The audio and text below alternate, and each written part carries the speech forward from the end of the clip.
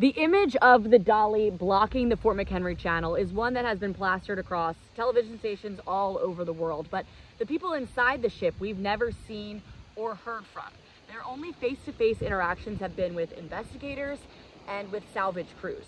Our requests to interview them have been denied because of the FBI and the NTSB investigations, and it's because of those dual investigations that they are still on the ship.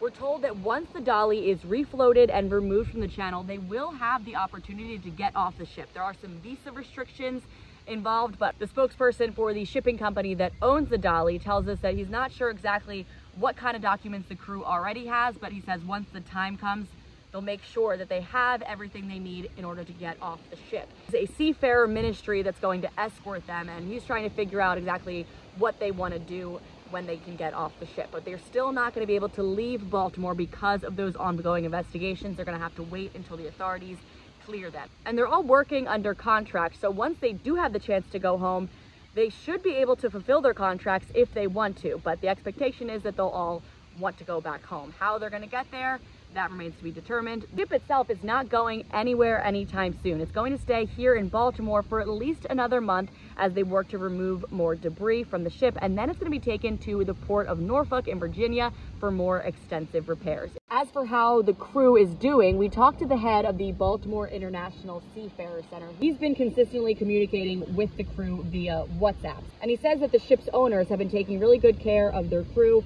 but he became alarmed after the FBI confiscated their phones as part of the investigation.